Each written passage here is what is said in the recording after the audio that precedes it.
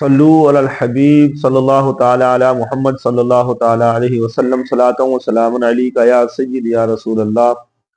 الحمدللہ، شب برات کی آمد ہے۔ اس رات مسلمان اللہ پاک کی ذوق شوق کے ساتھ عبادت کرتے ہیں، اللہ پاک سے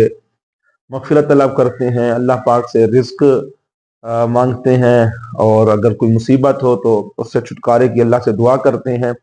لیکن بعض لوگ اس کو اچھا نہیں سمجھتے، اور جو اچھا نہیں سمجھتے میرے خیال میں وہ اچھا یا تو محاذینات کی وجہ سے نہیں سمجھتے یا پھر کم علمی کی وجہ سے نہیں سمجھتے،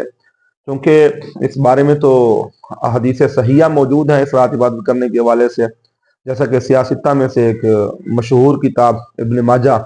اس کے اندر بہت ہی پیاری حدیث جس کے راوی حضرت علی رضی اللہ تعالی عنہ ہیں۔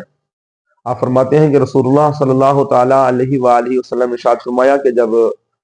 15 شعبان المعظم کی رات آئے تو تم اس کی رات میں قیام کرو اور اس کے دن میں روزہ رکھو، کیونکہ اللہ تبارک و تعالی سورج غروب ہونے سے اپنی شان کے مطابق آسمان دنیا میں نزول فرماتا ہے، اور پھر رب فرماتا ہے کہ کیا کوئی مغفرت طلب کرنے والا نہیں ہے کہ میں اس کو بخش دوں؟ کیا کوئی رزق مانگنے والا نہیں ہے کہ میں اس کو رزق عطا کروں؟ کیا کوئی مصیبت میں مبتلا نہیں ہے کہ میں اس کو عافیت عطا کروں؟ اللہ قضا اللہ قضا،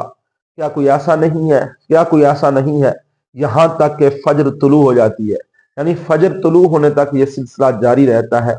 دیکھیں حدیث صحیح کے اندر تو رسول اللہ صلی اللہ تعالی وسلم اس رات عبادت کا، قیام کا فرمائے، اس کے دن کو روزہ رکھنے کا فرمائے، اور جو لوگ کہتے ہیں کہ اس رات عبادت کرنا نہیں چاہیے یا اس رات عبادت کرنا بدعت ہے، تو ان کو میرے خیال میں تھوڑا ہوش کے ناخن لینے چاہیے۔ امت مسلمہ اگر اس رات اللہ تبارک و تعالیٰ کی بارگاہ میں سر بسجود ہوتی ہے، اللہ تبارک و تعالیٰ سے کچھ مانگنا چاہتی ہے، اپنے گناہوں کی مغفرت چاہتی ہے، اور اپنی مصیبتوں سے چھٹکارا چاہتی ہے،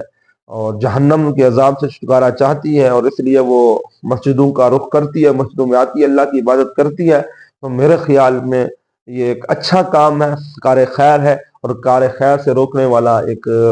صحیح العقیدہ مسلمان نہیں ہو سکتا۔ جبکہ اس حوالے سے حدیث صحیحہ بھی موجود ہوں، تو پھر میرے خیال میں اس سے منع کرنا یا اس کو بدعت کہنا یہ کم علمی اور جہالت ہے۔